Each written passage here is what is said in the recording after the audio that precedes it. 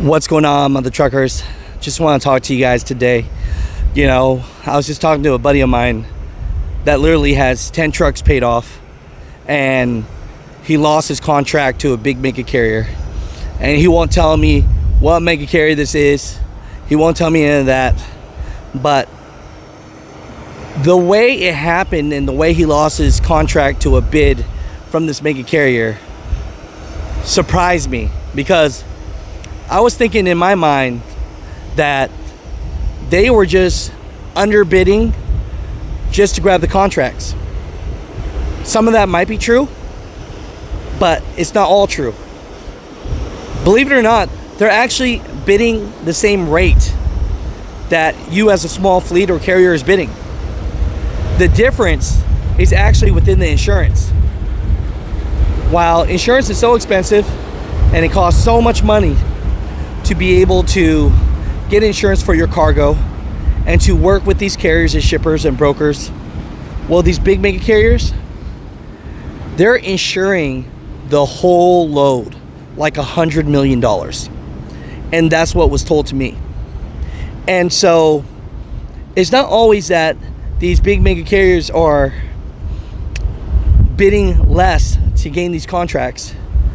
They're actually bidding the same, but the difference is they're insuring that whole load, and because they have more money and can do that, they're beating out small carriers and owner operators.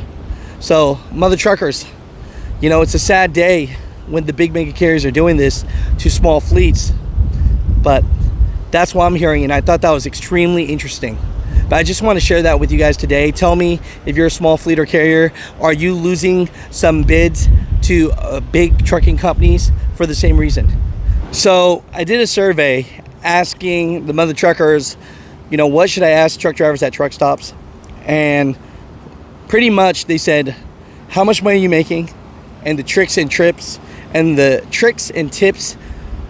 being successful in this trucking game for the newer drivers, I believe. And the truth is, I'm here on a Sunday. I'm here for you guys. I love you guys. But everybody's just in their truck. I mean, nobody has money to come into the store, right? And so that's a big thing. But, you know, I did get a couple guys that wanted to give some tips. And so I want to share that here today. I'll get more interviews. You know, and from your 10 years experience, if you were going to give your day one self one piece of advice to stay successful in this business, what would have that advice been? Man, make sure you have enough money to float during the bad times. Woo! Save. Number one thing I do, pay myself first. And then I put money towards the truck, and then I put money towards the business. But I pay myself first. That way I don't have to dip into other money. You know? Yeah. Because if you don't, you lump all the money together, you're looking at a lump sum all the time, and then you're not looking probably 3-4 months down the line to say, you know, what if?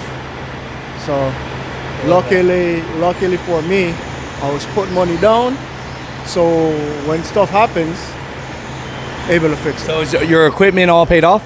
Yeah. How many trucks you got? 3. 3 trucks all paid off? That's what I'm talking about. I got 2 paid off and 1 that's we're still paying for right now. Man, that's what you talked about, paying yourself first, is so that you can pay off all these things. Exactly. And then once you pay your trucks off, your next set of trucks, guys,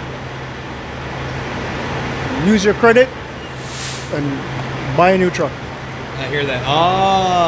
And then you'll have less problems. You save off on breakdowns and maintenance stuff that you could just have done free by the dealer. I love that.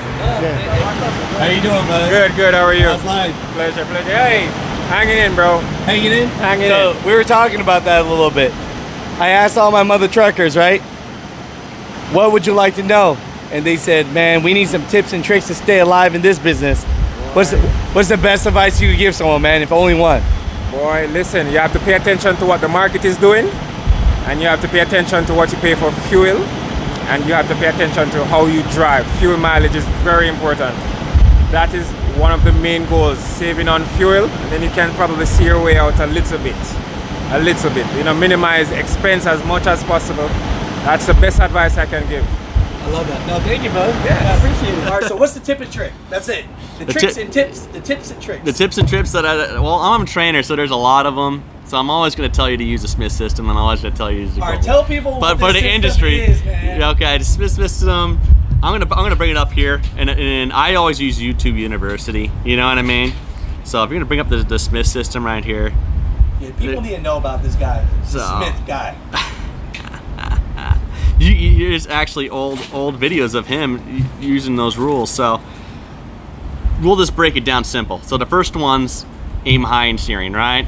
We all know that we need to look way up ahead to see what's going on, so we avoid any kind of weather, any kind of accidents, anything that's going to potentially put you into danger. And then there's to get the big picture. That means looking all around you, using your peripheral.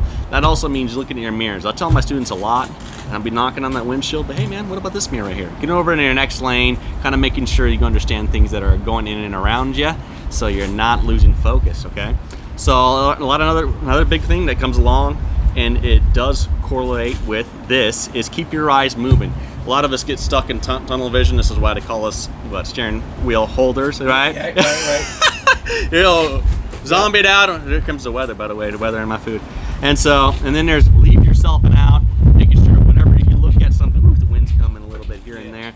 And just leave yourself an out, make sure that you're finding some place you can safely park or stop if somebody's going to be coming in and around you, and then there's make sure they see you. So, you know, I have a buddy, his name is Mr. Toot Toot, and in a lot of podcasts and a lot of different things.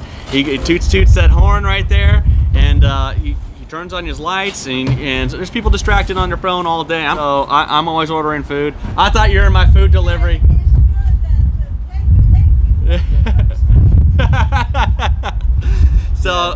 So I order food. I do Instacart a lot. I try to eat more healthier than outside of what the truck stop has to give. All you get is pizza, hamburgers, fried chicken, and all that jazz. And so I'm a pretty healthy guy. I've lost 40 pounds here in my gut right here. Yeah. At least 3 gym memberships. I go to Anytime, Planet, and Gold's, and then 2 other mom and pop places. But dang, yeah, you do that more for the free showers, right? I do that not only for free showers. I actually do work out. You know what I mean? It's hard to gain the muscle, but I definitely want to keep off the fat. And so I try to get my students' influence in here. Yeah, the Smith system is probably going to be your best bet of understanding a lot of the things that are going on. The biggest reason for that is because you're not only being a safe driver, you're keeping a safe habit.